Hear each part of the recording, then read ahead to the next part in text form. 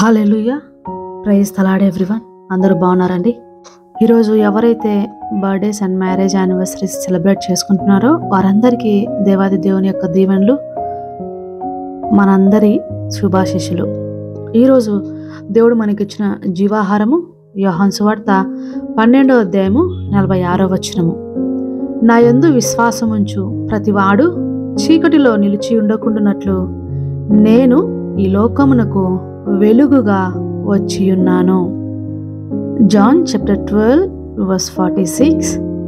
I am come a light into the world, that whosoever believeth on me should not abide in darkness. Amen.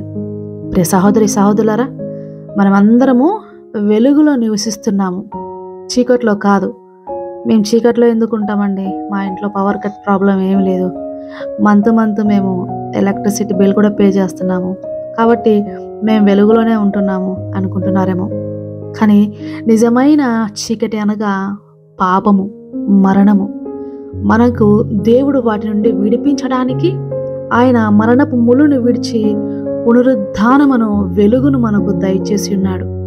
అందుకే ఆయన ఈ లోకమునకు వెలుగుగా వచ్చి ఉన్నారు. ఒక గురుడివారు మరొక గురుడివానికి దారి చూపించినట్లయితే ఇద్దరు వెళ్ళి గుంటలో పడతారు. అదే ఒక గురుడివానికి కనులు గల ఒక మంచి వ్యక్తి దారి చూపించినట్లయితే వారు తిన్నని మార్గంలో వారి యొక్క గమ్యస్థానం చేరుకోగలరు. అయితే పాప పంకిలమైన మరణస్థితిలో ఉన్నటువంటి ఈ యొక్క లోకమునకు, ఈ యొక్క మనిషి బ్రతుకును దేవాది దేవుని దగ్గరికి చేర్చడానికి, మనల్ని గుంతలో పడకుండా కాపాడడానికి, నరకంలో పడకుండా మనకు ఉచితంగా రక్షణ ఇవ్వడానికి దేవుడు తండ్రి యొద్ద నుండి పంపబడ్డాడు.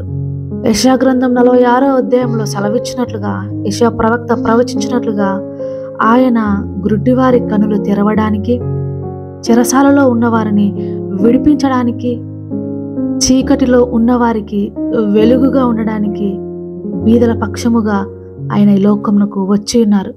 వాగ్దాన ఫలములుగా మనందరి కొరకు ఆయన ఈ లోకంలో ఫలించే ద్రాక్ష కొమ్మగా మన జీవితాల్లో ఉన్నారు. మీరు ఆయనలో అంటుకట్టుబడి ఉంటే ఆయన వెలుగు మీలోకి ప్రసరిస్తుంది.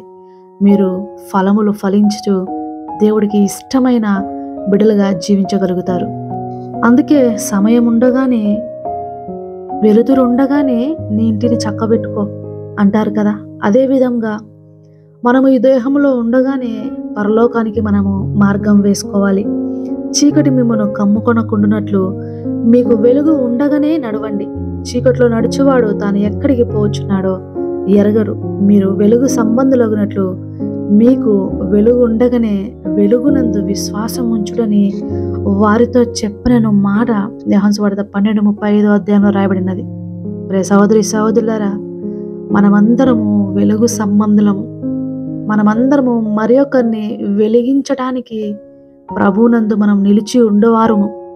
ఒక ఎలక్ట్రిక్ బల్బు మరొక ఎలక్ట్రిక్ బల్బును వెలిగించలేదు, కానీ ఒక కొవ్వొత్తి క్యాండిల్ మరొక క్యాండిల్ను వెలిగించగలదు.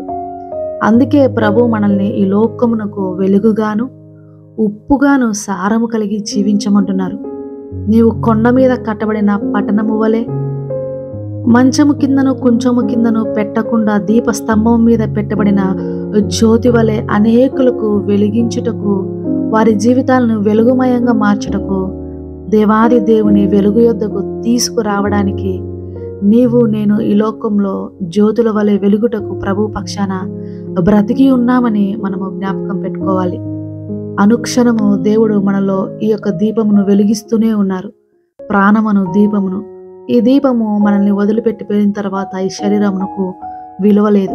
కనుక వెలుగుండగానే వెలుగు సంబంధులై ఆయన పనులు చేయండి. ఆయన పనులు చేయడానికి పురికొల్పండి.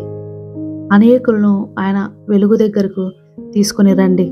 దేవుడు మిమ్మల్ని దీవించి ఈ లోకంలో వెలుగుగా మిమ్మల్ని వెలిగించుగాక. అనేకులకు ఆశీర్వాదకరంగా మిమ్మల్ని దీవించుగాక. కళ్ళు మూసుకొని ప్రార్థనలో ఏకీభవించండి. ప్రార్థన.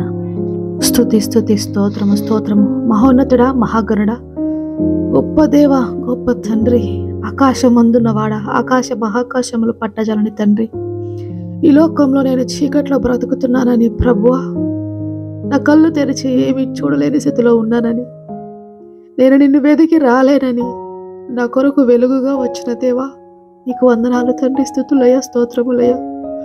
నువ్వు నాలో పెట్టినటువంటి ఈ ఆత్మ వెలుగు, ఈ ప్రాణం అనే వెలుగు ఇంకా ఉండగానే వెలుగు క్రియలు జరిగించుటకు, నీ యొద్దకు అనేక మందిని తీసుకుని వచ్చుటకు, ఆకర్షింపజేయుటకు, మీరు ఈ లోకంలోనికి వచ్చిన విధానాన్ని నేను అనేకులకు ప్రకటించుటకు, నీ బూరగా, నీ సాక్షిగా నన్ను వాడుకో తండ్రి అంటూ నాయన, తమ వెలుగు సంబంధమని ఎంతమంది అయితే అంగీకరిస్తూ నీ యందు సంతోషించుచున్నారో వారందరినీ పేరు పేరున ఆశీర్వదించండి.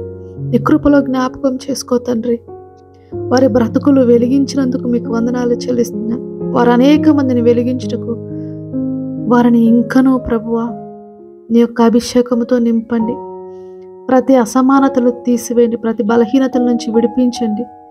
ప్రతి బిడ్డను తండ్రి పేరు పేరున దీవించి ఆశీర్వదించి నడిపించమని, ఉదయం నుంచి సాయం సమయం వరకు నీ రెక్కలలో కాచి కాపాడి ప్రతి ఒక్కరిని క్షేమముగా సమృద్ధితో దీవించమని, అందరినీ కూడా మీ పాదసన దగ్గర సమర్పించుకుంటూ సమస్త స్తుతి మహిమ ఘనత మీకే చెల్లిస్తూ నా ప్రభును నా రక్షకుడును త్వరలో రాబోచున్న నా యేసు నామంలో అడిగి వేడుకుంటున్నాను పరమ తండ్రి. Amen. God bless you all. Have a wonderful day.